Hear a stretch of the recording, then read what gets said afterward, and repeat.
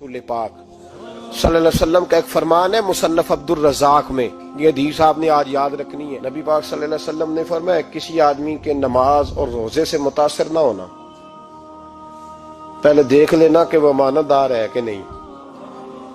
किसी के नमाज रोजे से मुतासिर नहीं होना, पहले देख लेना कि दयानतदार है कि देखना लोगों की जेबों पे कितनी नजरें डालता है। फरमाया बहुत सारे नमाज रोजे वाले धोखेबाजी करते हैं, दयानती न करें, अपने ओहदे का पास रखें, अपने मनसब का ख्याल रखें।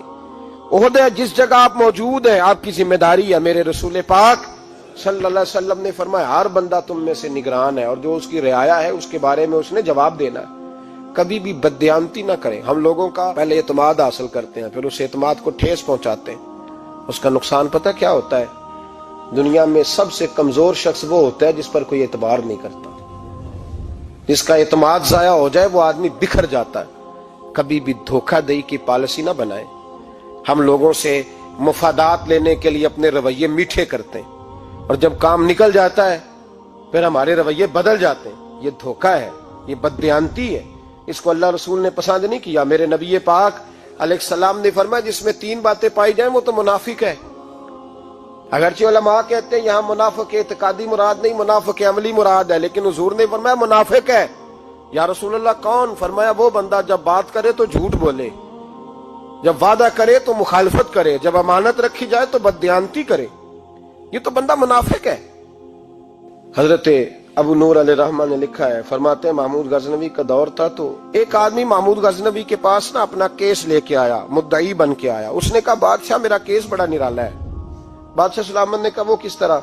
कहने लगा ये मेरे पास एक थैली है, मैं ना सफर पे जाने लगा तो ये थैली पूरी हीरों की भरी हुई। फलां इलाके के जो काजी साहब है ना, मैं जाती दफा मैं कहीं सफर पे जा रहा था तो मैं उनके पास छोड़ गया कि रास्ता लंबा है, कहीं कोई मुझसे छीन ना ले, हीरों की भरी हुई थी। कुछ दिनों के बाद मैं वापस आया हूं, काजी साहब ने मुझे थैली वापस की है तो इसमें हीरों की बजाय खोटे सिक्के निकले।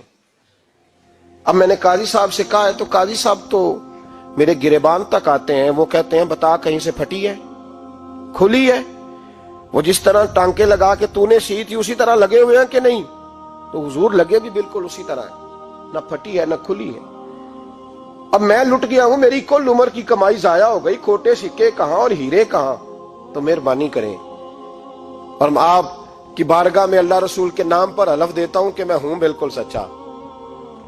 महमूद गजनवी कहने लगे तू जा, थैली छोड़ जा और जब मैं तुझे बुलाऊंगा फिर दोबारा आना। वो शख्स चला गया। महमूद गजनवी उठे, दरबार बर्खास्त किया, लोगों से कहने लगे चले जाओ, मैं 3 दिन के लिए सैर करने जा रहा हूं, 3 दिन के बाद लौटूंगा। अकेले जब रह गए ना महमूद दरबार में तो महबूब ने छुरी मंगाई। वो जिस तख्त पे बैठते थे वहां गद्दा बिछा हुआ था, ये गद्दा पड़ा है ना, गद्दा बिछा हुआ। तो महमूद ने छुरी के साथ उसको फाड़ डाला और छुरी जेब में रखी, निकल गए। कहने लगे मेरे बाद कोई मेरे दरबार वाले इहाते में दाखिल ना हो। महमूद चले गए। अब वो सफाई करने वाला जब आया ना, उसने आके देखा तो गद्दा तो फटा हुआ है। उसने शोर डाल दिया, पहरेदार भी आ गए, फलां साहब भी आ गए, फलां साहब। उसने कहा ओ खुदा के बंदो उसका गद्दा फट गया है, वो तो मार डालेगा। उसने कहा था सिवाय सफाई और निगरानी वाले के दूसरा आए कोई ना, और यहाँ आया भी कोई नहीं। पहले दिन ही फटा हुआ है तो लटका देगा सबको, क्या करें? शोर हो गया, सारे दरबार के मुलाजिमीन इकट्ठे हो गए। एक बंदा बोला, कहने लगा फिक्र ना करो, मैं कैसे बंदे को जानता हूं, इस तरह सिएगा कि जिसने फाड़ा होगा उसे भी पता नहीं चलेगा कहां से फटा था। ऐसा बेहतरीन रफू करेगा कि पता भी। उसने कहा यार हम सारे 1-1 महीने की तनख्वाह देते हैं, तू बंदा बुला। वो बुला लिया उसको, उसका नाम मोहम्मद रफूगर था। वो आया, उसको गद्दा दिखाया, उसका यार इस तरह सीना पता ना चले। उसने कहा फिक्र ही ना करो, मैं बड़ा कारीगर हूं। बड़े बड़े कारीगर लोग नहीं हमारे मुल्क में पाए जाते, कोई निशान छोड़ते हैं पीछे। बड़े कारीगर का पैसे होने चाहिए, बड़े बड़े कारीगर बंदे। आप यकीन करें ऐसा ऐसा फलसफा, ये उम्रा इबादत है ना, सरकार दो आलम सल्लल्लाहु अलैहि वसल्लम की बारगाह की हाजिरी बड़ी नेमत है ना। तो सऊदी गवर्नमेंट ने पाबंदी लगा दी, खैर उनकी भी ज्यादती है। इस तरह की पाबंदियां शरीयत इस्लामिया में जायज नहीं। अल्लाह के घर मुसलमान जब चाहे जा सकता है, लेकिन वो कहते हैं जी 2000 रियाल दे जिसने 2 साल बाद भी आना है।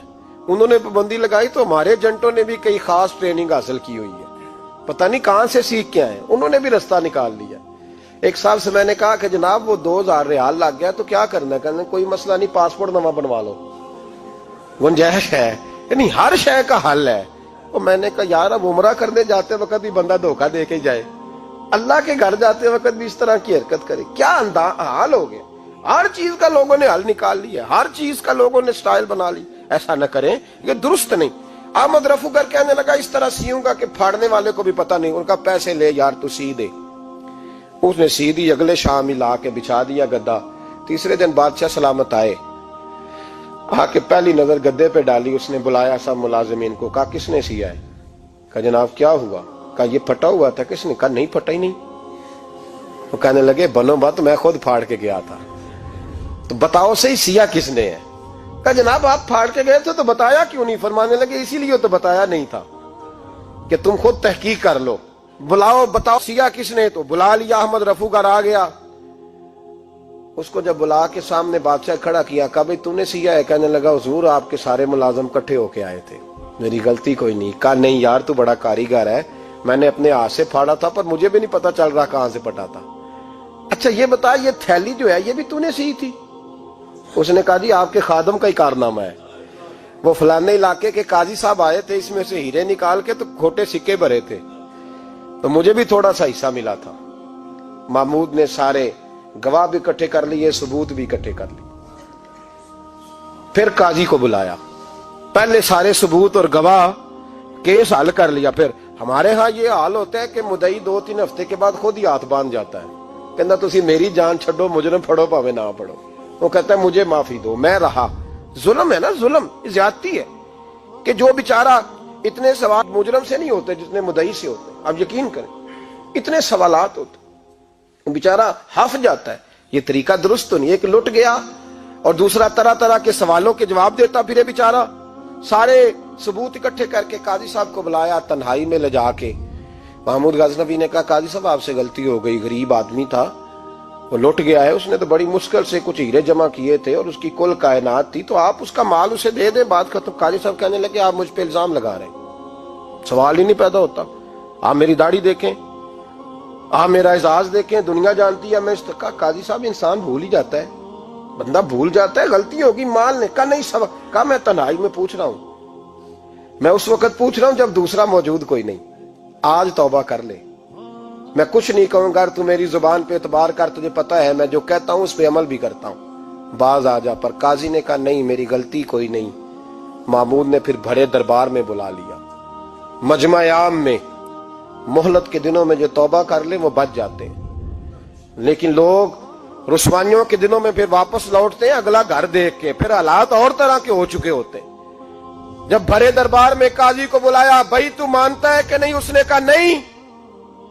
تو کہا بلاؤ احمد رفو گر کو۔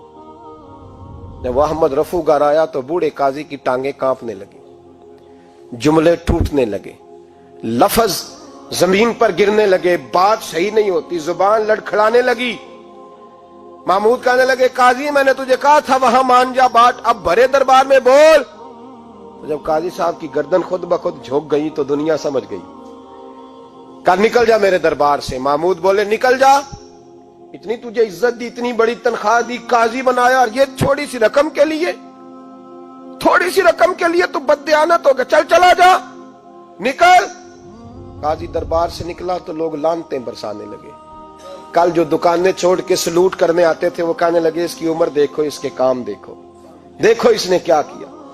گھر گیا، بچے جن کے لیے پاپ کمایا تھا، جنہاں لی تو پاپ کمائے ہن کتھے نہیں ہو تیرے کر دے۔ وہ بچے کہنے لگے ابا جی ہم تو سکول مدرسہ جانے کے قابل نہیں رہے، امید تھی کہ بیوی ساتھ دے گی۔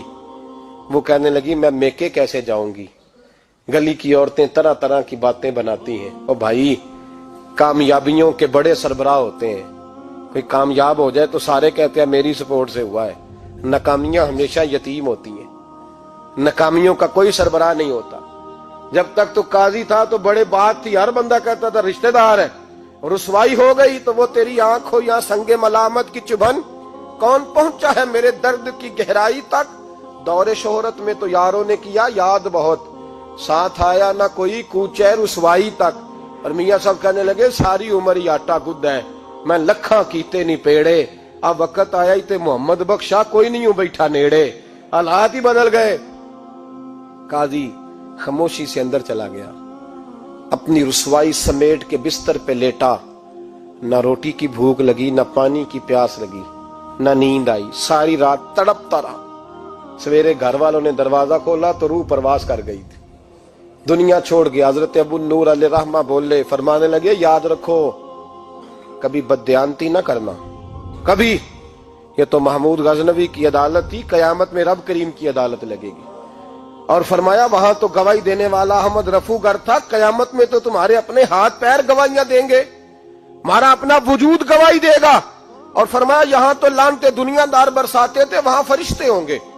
اور قاضی کو تو موت آ گئی تھی، قیامت میں تو دوبارہ موت بھی کوئی نہیں آئے گی، وہاں تو رہنا ہے اور سہنا ہے۔ بددیانتی معاشرے میں، اتنی بددیانتی ہر جگہ۔ اس معاشرے کا بھی کچھ بنے گا جہاں دوائی بھی خالص نہ ملے، جہاں دوائی میں بھی بددیانتی ہو، لوگ اپنے بچے کو آکسفورڈ یونیورسٹی میں پڑھانے کے لیے غریبوں کے بچوں کے رگوں میں جو دوائی اتارے وہ بھی 2 نمبر۔